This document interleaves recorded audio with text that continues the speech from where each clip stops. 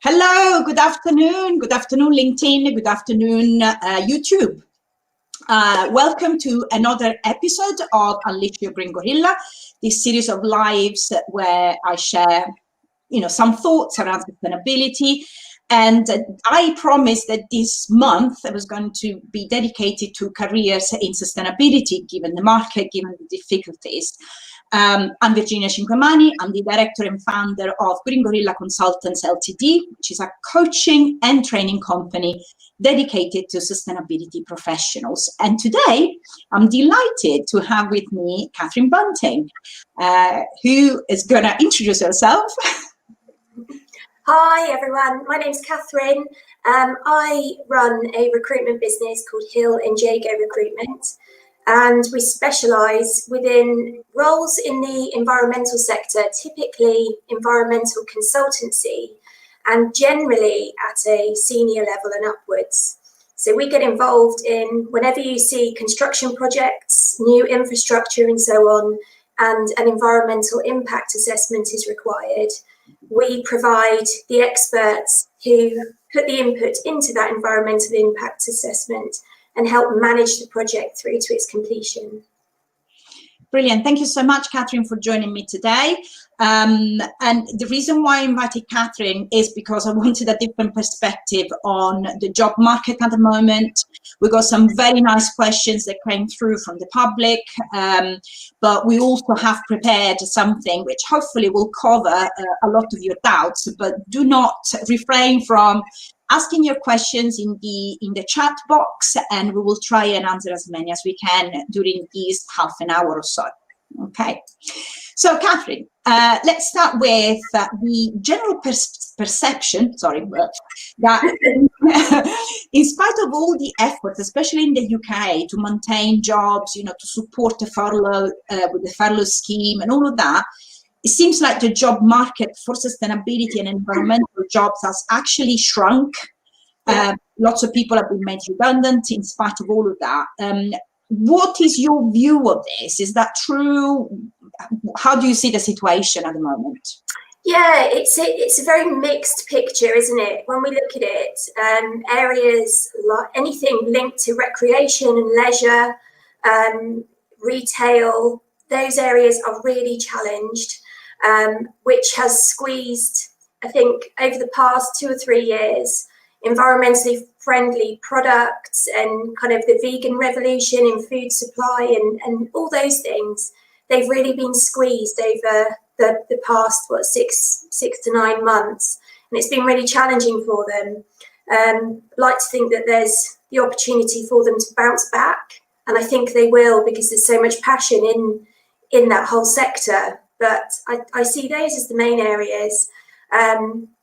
Sustainability for me is broken down into kind of planet, people and profits. And in terms of our planet and building, construction, all those areas, sustainability is still holding on very strong, lots of improvements being made. It's more the people-focused areas of sustainability that I think are really struggling. Okay, yeah, I can understand that perfectly. But so on the other side, then, if we flip the coin, what are the sectors that at the moment offer the most opportunities for people to jump on the sustainability bandwagon? I think there's lots of different areas. My specialism within environmental consultancy for construction. Obviously, in the UK, we have the 40 million pounds that's or 40. Is it 40 million? Billion. A big green recovery. Big spend on green recovery. There's lots of opportunity there. Green energy, renewables projects and so on. There's an awful lot there, and there's lots of opportunity within engineering, construction, environmental impact, all of those areas. And also, I think within food, we're seeing in the United States, especially kind of lab-grown meat and areas like that. There's a lot of investment going into electric cars, and I'm also seeing a lot going on within areas like fashion, more ethical clothing and so on. There's lots of opportunity there, and people shopping online more than going out to shops. I think lends itself really well that people sit there and research what they're buying. So again, there's opportunity. I know that kind of marketing and advertising is an area that's been hit generally, but I think people who are skilled within the ethical and environmental side of that area are doing very well. That's good news for some of the people I know directly, actually. Yes. Sustainability and marketing. Oops. Sorry, I made, I was fussing with my post-it note with all my questions there. All right, so now, obviously, I'm sure you've seen, I know that you deal mainly with senior type of positions, but lots of new, lots of graduates are coming in, because now I've seen, recently, there are over 500 different courses on sustainability and related subjects that are offered in the UK by various universities. So obviously there is a lot of competition. So do you have some top tips, maybe 3 top tips for graduates that are coming to the market now? They leave university maybe with a lot of passion, but not clear plans. And of course, and now there is the pandemic. So what would you suggest to these people? Yeah, I think when you mention passion, I think that's the absolute key. I think it's really important for all graduates. I don't know anyone who studies anything environmentally related at university who doesn't have a real passion for our planet and for making kind of today's solutions without any compromise for the future. I think it's really important for any graduate to really sit back and have a think about, where do I want my career to go? What difference do I want to make? In what area? Because if you're working in an area that you have genuine passion for, you're going to do better. Your career will thrive far more. My tips then are, look at the people who influence you and which of those people can you connect with. Things like LinkedIn and Instagram are great for connecting with people that we admire.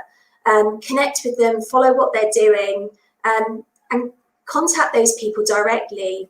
So graduates that I deal with, say within the ecology sector, I suggest to those graduates, go onto LinkedIn, look at directors of ecological consultancies, contact them through LinkedIn and tell them that you've just come out of university, you're looking for a role. Do they have anything coming up, or are they aware of anything in their field?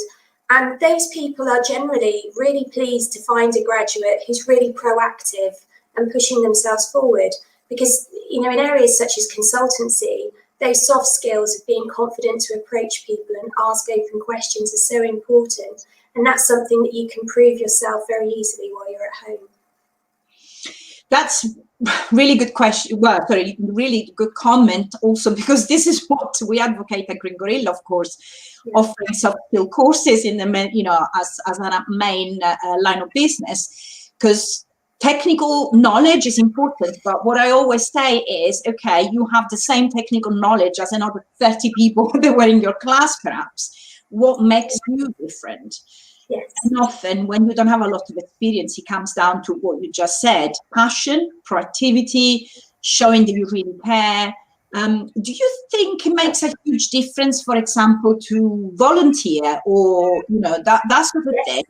Yeah, and I think this feeds back to showing your passion for your subject. If you've studied something, definitely, if you have time on your hands, go and volunteer in that field, whether that's in an RSPB reserve or, working with kind of homeless people, whatever that is, whatever you've studied, find something that's relevant. And there are so many volunteering opportunities out there. Internships can be really good as well. Have a look at, are there short internships that you can get yourself involved in with really tangible projects that you can add to your CV. And one of the things that I find with volunteer work, because I'm dealing with candidate CVs all day, every day, lots of people put volunteering roles at the bottom of their CV. Don't do that. It really shows so much about you and your personality. Bring it to the top and really make it talk about, how you act as a person every day. I think that's a fantastic piece of advice, because it's not necessarily the exchange of money that makes you any better in that sense. Volunteering jobs take a lot of your energy, your brain power. So just like a job, really. So that's fantastic. Now, connected to that, we received a question before, from someone who was asking how to be successful in building an entry-level sustainability career if you keep facing rejections while applying for graduate schemes. And I know the graduate schemes tend to be quite restricted to only a few people. What is your advice in that sense? This is very hard when you're the graduate and you're in the situation, because I understand it can feel very overwhelming, that you're desperate to get a role and prove yourself and just nothing is happening. I think the important thing is to really think about how you're approaching your search. Take a sit back, have a think about what the perception is of you from the people that you're applying to. If you're applying for a huge amount of roles all in one go, you're probably spreading yourself too thin. Are you writing your cover letters effectively? When you apply to a company, are you making that company feel that you've taken the time to research them, you've done your due diligence, they're really a company that you identify with, that you can add value to? So take your time, record every application that you put in, do some research and make a note of the person that you sent the application to, so that once you've sent that, if you don't hear anything back in a week, contact that person, follow up. It makes such a difference. Don't feel that you have to wait, that you have to follow the rules and wait for someone to contact you and ask you the next question, because it's your career, so take ownership. Do it very politely and tactfully. Don't make somebody feel harassed, which is understandable because it's a stressful time for you. But really look at the process that you're following in your applications. And I would say, if you're not working, keep your applications probably to about 4 in one go. See them through to resolution. If you don't get the role, ask for feedback. That's really important, so that you can learn from that and improve your next application. That is fantastic, I think. And, my own experience as a recruiter years ago, when I was working for that corporate, we were hiring people, junior members of the team, and we used to receive a lot of applications. That's the thing. It was only the proactive ones in the end that they jump back to us, because sometimes you don't really pay attention. I don't know whether that's a rumor or not, but recruiters spend 10 seconds per CV. Is that right? Some do, yes. So it has to, either is amazing or you have to make yourself noticed somehow, right? Yeah. And I think, when you say about recruiters taking an average of 10 seconds per CV, it's really important. You would be amazed how many CVs I receive where there are typos or there's a digit missing from the telephone number. And for a recruiter who's under lots of pressure to get a shortlist together, if they can't contact that person the first time they try and call, then that CV may go to the bottom of the list, the bottom of the pile. So again, when you're looking at your process that you're following as an applicant, take a look at everything, read through your CV, give it to someone else to read through as well. Really make sure that much like when you meet somebody and the whole first impressions, there's no second chance to make a first impression. It's the same with your CV. It's got to really stand out in the first few seconds. Thank you for that. Let me go through so there was quite a lot of comments in the chat. Let's have a look. So someone was asking, when we're talking about sectors, whether green energy at the moment is a priority compared to others, or, whether it jumps out as one of the key, and I think you did mention that as one of the priority sectors. to what extent data science and data management role in sustainability. Okay, I'm from core mechanical sorry, I'm trying to go through quickly. I'm from core mechanical engineering background and masters in energy and environmental engineering. I don't have much knowledge about data related areas. So any suggestions on this? How can we improve this? Not entirely sure whether I understand the question, to be honest. Data management, so are you looking an analyst job or anything like that? Okay. Yeah, it's a growing area within sustainability. So I think we'll probably talk later on about people moving, kind of changing their career, more mature candidates who are looking to change into sustainability.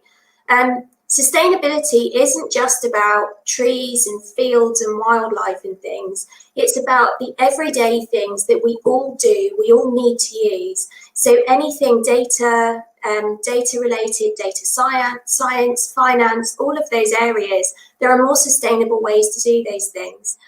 Any business, so if you look, for example, at green energy businesses, their reliance on data and having that correct and kind of recording and automation and all those areas, that's needed as much within green energy as it is in the old-fashioned oil and gas or coal mining. If not more so, because it's really important for them to be able to build a case and show their green credentials, that they're not just greenwashing, if you like. So does that answer that question? I hope it does. Now, that goes to my next question, which is also connected to something that someone has put in the chat. So Sabina is asking, what about if you're not a graduate and work in an environmental field, but not a broader sustainability? How to find a position that offer opportunity to learn rather than come in already as an expert? Which also connect to my own experience as a coach, people looking to change and switch career midlife, after a maternity leave, after they've been in a certain job and got bored of it. So then they want more meaning in their lives and maybe they started looking for sustainability a bit later. Do you have any tips for these mature, say, job seekers? I do. So most areas within sustainability will have a chartered institute. So the institute that my candidates deal with very often is the Chartered Institute of Ecology and Environmental Management. If you're not a graduate, if you don't have a university degree, contact them, have a look on their website, what help can they give you? Because they are encouraging people to really get up to speed from an educational perspective, so that they can have more members and more strength and more of a say with the governments and so on. So there are lots of things out there that you can do. There's lots of transferable skills that you can put towards your chartership status. So don't be afraid of those transferable skills. You'd be amazed how many there are if you really take a step back and think about it. And there's lots of study that you can do as well through kind of private training or, again, through the chartered institutes and so on. There's lots of opportunity out there. And of course, it's never too late to go back to university as well. You know, it may not, myself, I didn't go to university, but I started studying again when I got to my mid-20s because at 18, university wasn't for me. And it's the same with many people, but you can go back and start studying again. So jumping a little bit on my list of questions then, do you reckon then degrees and higher qualification is still relevant and makes a difference in the field? It depends on the role. So if you're looking to go into something that's technical, you do need to show your technical ability. That needs to be proven. You need that piece of paper to show that you can do that it's been assessed. But there are there's a growing number of opportunities within apprenticeships and vocational qualifications. So again, talk to the colleges and probably not the universities, probably more the colleges and the chartered institutes, and look at areas like STEM groups, STEM ambassadors for certain sectors, and they're very, very keen to show that there are more ways into sustainability and environmental roles than just through university. That's great. Thank you so much. Now, a different type of question here. What types of job involve more artistic and creative parts of the job? Because this lady did geography at university, Eleanor, but want to use her graphic skills as well. What do you reckon? There's so much opportunity out there. If you've studied geography, it's an absolutely brilliant route in. Again, there's lots of opportunity within advertising, marketing, media, all of these areas. Sustainable and environmentally focused businesses need to promote themselves so that they grow stronger and to enable sustainability to become more mainstream. So yeah, lots of opportunity out there.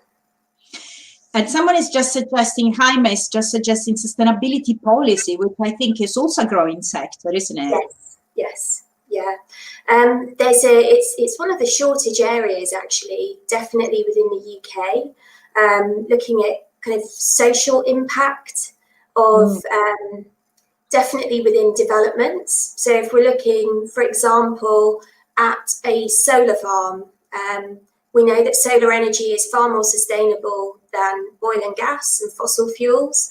But what is the social impact of putting a kind of 900 hectare solar farm site in the Midlands? What impact is that going to have on people on their route to work and those kind of areas? So it's another area where there's lots of opportunity, and colleges and STEM ambassadors and so on will be able to talk through that with you. I think that's, and that's the thing. I've seen a lot of people being confused in terms of who should I speak to? Yeah. Where do I start? Because maybe they have the basic knowledge and they use LinkedIn, etc. But going through the membership organizations perhaps is something that can definitely help open more door. Yes, and there's lots of groups out there as well. If you start typing your question into LinkedIn or put your question onto Google and put LinkedIn at the end of your sentence, LinkedIn will probably have a group where you can talk, you can speak to like-minded people. There'll be ambassadors for what you're looking to achieve on the group. And it's a great way of talking to people. There are some great groups on Facebook as well. And, look at the hashtags on Instagram and so on Twitter. There's lots out there. A question, and then I'll go back to one that is about cover letter, which is quite interesting because cover letters are always underrated, I think. Yes. Well, people focus on the CV, but not very much at all on the cover letter. But I think it's actually, it's reading in between the lines type of thing. Yes. Let's go to this first. So even though I have a relevant education in sustainability, I'm finding it hard to find the entry-level jobs because in most roles, the requirement is experience and various certifications as well.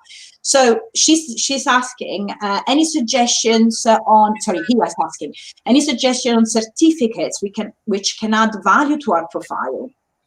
If, of course, you can't have the experience. Yes, yeah. Again, that is going to differ depending on what role it is you're interested in. So do some research through the institutes that support your career choice and colleges again. But that is a perfect example of where volunteering would really help you. Find a charity or a volunteer-led organisation that will help give you some opportunity to get involved in a very tangible project that you can then add to your CV. Yeah, that's great advice. I mean, there is also IEMA, one of the institutes in the UK that supports environmental professionals, that has a lot of courses and advice on their website. So that's definitely another thing to check. Yes. So going to the cover letter question. So it's a nice one. It says, so Sylvie is asking, is there a knockout cover letter structure that you really enjoy receiving? I know you mentioned the standing out within the first few seconds is important, but how do we do that? And for the CV, how do we balance aesthetics and having enough information, yet not making it overcrowded? It's a fine balance, isn't it? It's an art. It is. Yeah. So for the covering letter, I'm actually, this is just my opinion, but I'm very against a template. For me, your CV shows what you are able to do and what you have done. Your covering letter shows you as a person. So just make it short, sweet, and very personal. Talk about, why you're applying for this role, what your interest is, what you feel you could bring to the role, and what you're hoping to take from the role and the organisation. And for me, I think that's enough. You want to show your personality traits. Are you friendly? Are you professional? Are you open-minded? Are you curious? All those things. So for me, a cover letter should never be more than 1 page and probably no more than 2 or 3 paragraphs. And then CV, there are lots of templates out there. If you Google or if you go on to kind of Microsoft Office, there are lots of templates that you can use. I'm a bit of a stickler for font. Make it a nice modern font. Is it New Times Roman? It's the standard. It's the standard font. It looks so old-fashioned. So please don't use that.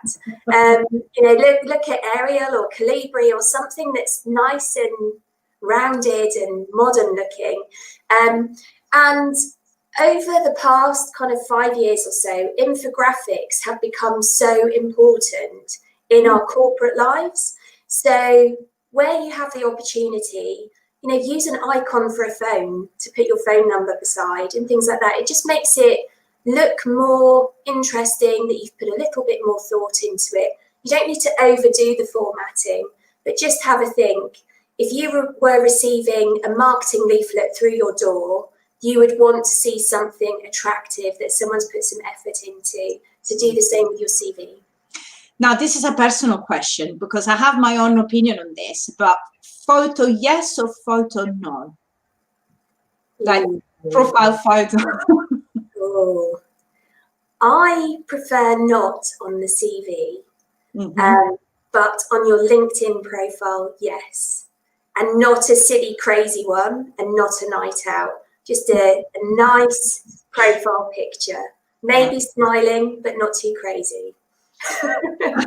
I agree completely. I think there is still a lot of, instinctive bias when you have a photo on the CV. And whether you like it or not, you start making judgment on that person. Same reason for which I always suggest not to put your age, your nationality, unless it's required by the job in some ways. Yeah. But you don't want to give that, you want to discuss it face to face when you reach the interview and see whether, the first impression is serving you well or not. Yes, yeah, definitely. I agree. Okay, fabulous. Okay, so lots of questions here. This is a very popular talk. I'm pleased. So could you please also speak about career switcher, which we already did a little bit, but how can we stand out without relevant sustainability experience? So what should they focus on? I think this comes back to if you don't have experience and you're applying for something now, so you don't have the opportunity to get yourself onto a volunteering project or get yourself a kind of training course under your belt, have a think about, again, your passions. What difference do you want to make? You're going into sustainability for a reason. What do you want to make a difference for? Is it for the planet? Is it for people? Or is it for kind of corporate gain, if you like? And be genuine and be honest about what your motives are, and target the companies that align with your values. And if you do that and you're honest, then you will align with them. They will align with you when they receive your application. Okay, brilliant. Thank you. Another question about rejections. I think people are getting a few these days. Yeah. Is what I always say is you can only focus on your own, what you can actually do, not about things you can actually influence, like the market at the moment. But they're saying, what if I'm contacting companies in response to my unsuccessful applications for feedback, like you suggested, Catherine, but they don't actually answer at all? Because I heard that lots of companies maybe don't have the time to actually provide feedback and they don't answer at all. What's the best next thing? Picking up the phone, or is it too much? Yeah, I would email first. So where I spoke earlier about tracking your applications, that's really important. When you send an application off, make a note of which company it was, how you applied. Was it through their applicant tracking system, or was there a person? Did you have a personal email address? Make a note of that person. You can then do your research through LinkedIn. This sounds a little bit stalky, but the tools are there for you to use, and you can really help yourself.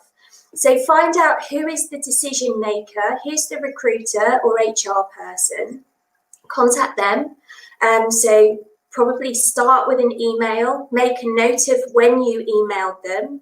If you don't receive a response in a couple of days, check your junk mail, because very often rejections go into junk mail because so many of them are sent out. If you don't receive a response in a couple of days, follow up again. If you don't receive the response the next day, give them a call. If you don't hear anything from the recruiter or the HR team, look for the decision maker in the area that you're looking to put an application into. Contact them through LinkedIn.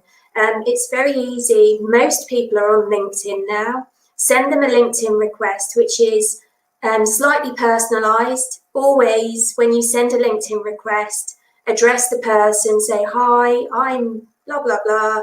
I've left university. I'm looking for a career in this sector. It would be great to link in. Once they accept, you can then message them without spending money on emails. And you can just message them and say, oh, I saw a role, I applied. It would be great to be considered by you guys at some point in the future. Don't be aggressive. Really, as I say, it's a really stressful time, and it can be very easy for your emotions to take over when you're receiving lots of rejections, or when you're finding that people just aren't coming back to you. But just remain composed, always take a step back. If you're finding that you're a little bit stressed, write your message, walk away, go back to it 10 minutes later and just check, would I be happy if that was me? And send that through.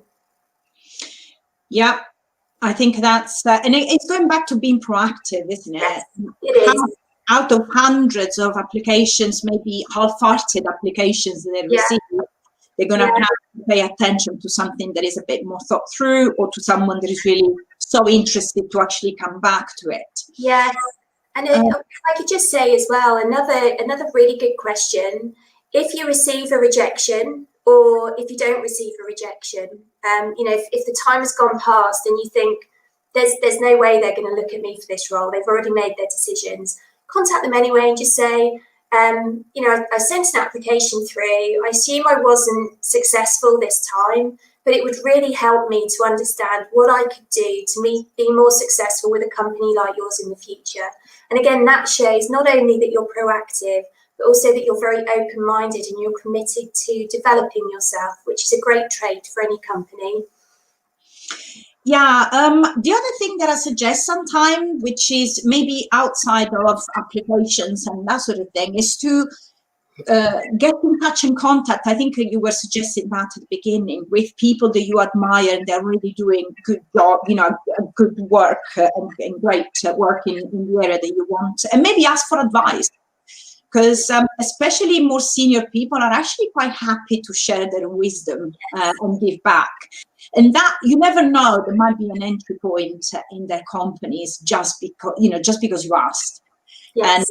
And so not necessarily becoming your mentor, although that would be fantastic. Having a mentor, I think, helps us so much, progressing your career. We're going to talk about mentorship in a couple of weeks' time if I get my act together. Because there is a new network I'm part of, which is called Sustainability Mentors, which aims at doing that. So we're going to talk about mentorship as well. But I think even just asking for advice might give you ideas, entry points, introductions to other companies or other people that might be relevant for you. Yes. Another question, what do you think of having a conversation pre-application to make sure you're applying for a role that really is a good fit? I sometimes see contact this person ahead of an application. Would you do that? Would you suggest? Definitely. I think it's probably an area that's not done enough within graduate and entry-level roles. With the roles that I recruit, because I'm recruiting at a more senior level, I really expect a strong candidate to phone me when they see an advert. I put adverts out in the press, which I leave deliberately fairly vague, because I want people to phone me and ask me about the role. Because where you talk about technical skills are the same with most people, but it's those personality traits and team fit which are absolutely key. So I'm very, very keen on people picking up the phone, asking more about the role. And very often by doing that, my candidates will mention something that they do, the way they work, or a project that they've been involved in, which isn't on their CV. Because it's very difficult to put everything on 2 pages of A4. And then I can say to them, you really need to address that. You need to make some reference to that, either on your CV or in your cover letter. And that's going to make a big difference to your application.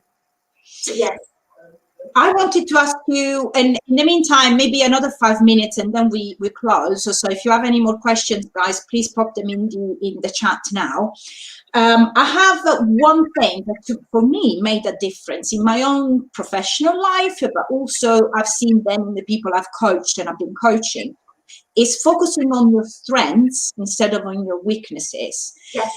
And that makes a huge difference, well, in terms of your psychology and the way you approach a job, but also it helps you choose much better what you're good at. So how would you choose, what is your advice for following, your strengths, your personality, and looking for a job going that way? I would suggest asking other people. Ask other people around you, because very often their perception of your strengths are very different to your own. So ask people, if you're a graduate, ask your lecturers, ask your peers, any volunteering work that you've done, ask them. Probably don't ask your parents, because that may be a very different answer again. But ask people who know you in a more professional capacity what they feel your strengths are and what you bring to a team. And I talk about LinkedIn all the time, but make sure that you have a profile on there. And when you speak to people about this and ask them those questions, ask them, would you mind writing a recommendation for me on LinkedIn about my strengths? That would be really helpful, because good companies do check your social media profiles when they're making decisions about whether to invite you to interview. So yeah, make sure also your CV has the same content Yes. as your LinkedIn, of course. Yes. Do you believe in this strength finder or strengths test? Do they correspond to reality in your, this thing that you can click online?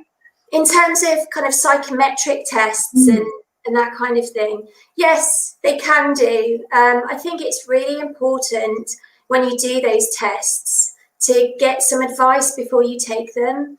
I studied psychometric testing several years ago, and the advice that I always give people when you go through a test like that, make sure that you're on your own, you have no distractions, you don't have your phone on, that you can sit there and go through the test completely undisturbed, and put yourself in your professional mindset, because the professional you who's in an office or out on site or standing in a room full of people that you're explaining something to, that professional person is probably very different to the person who is sitting at home.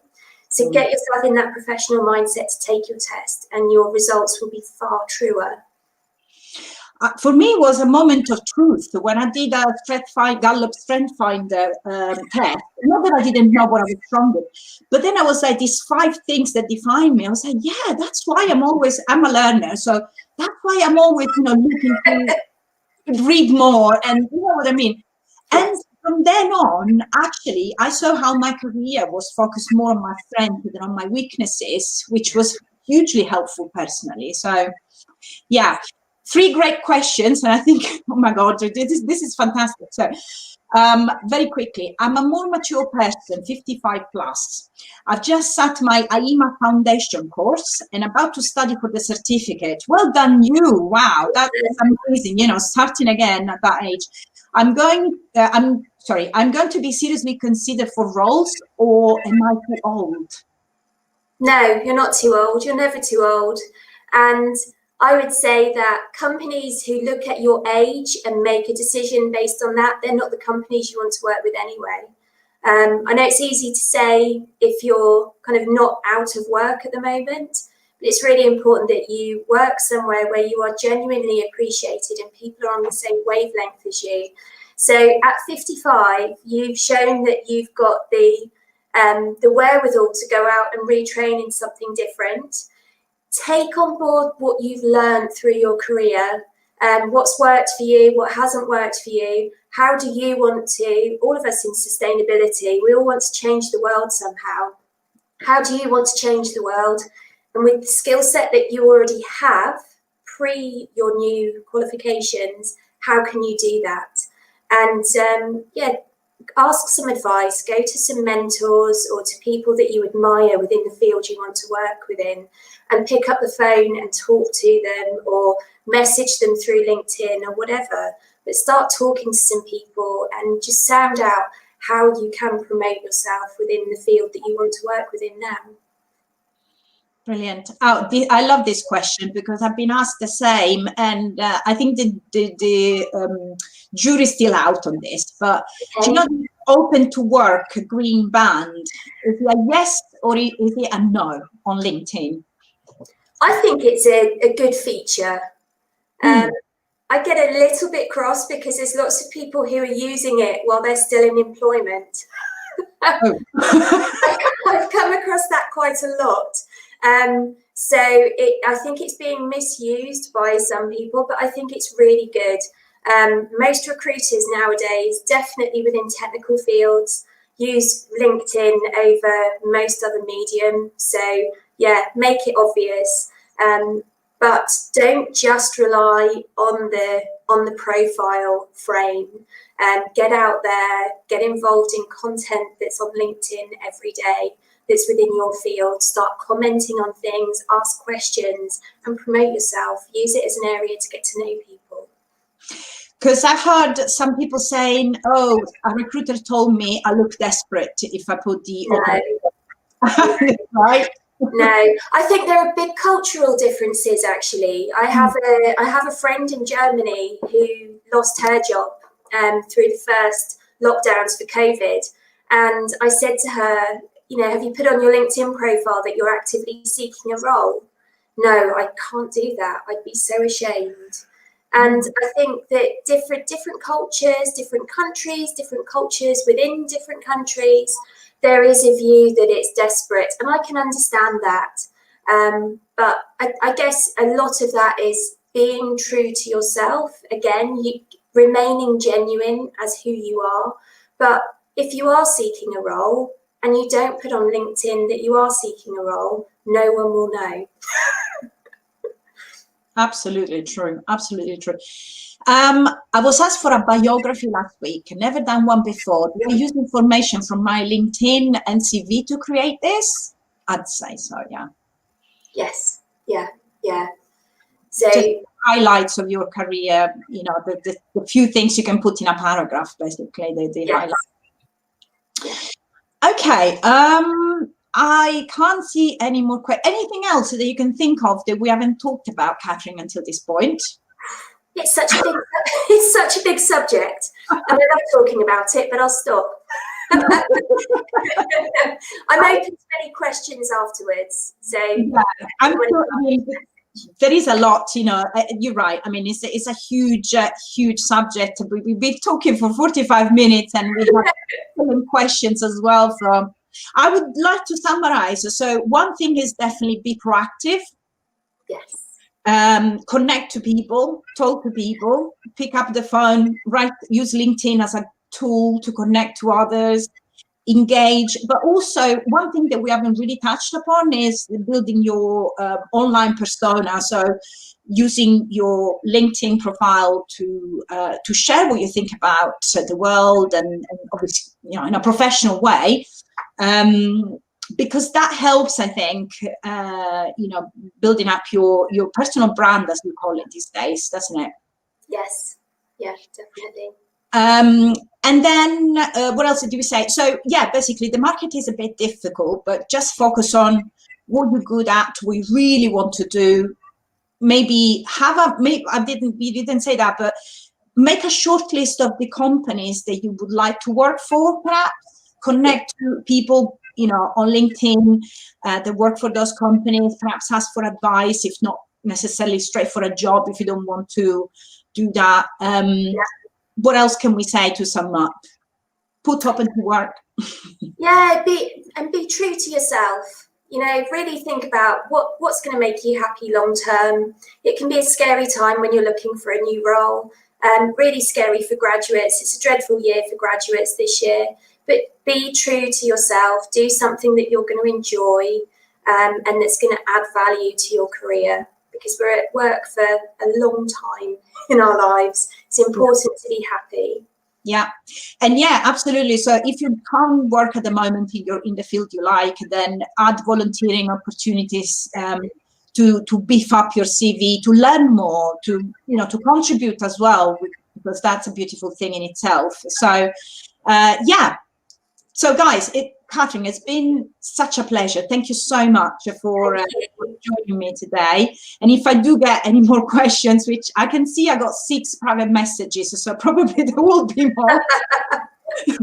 I'll pass them on. But I hope that you guys got some value out of this chat with Catherine.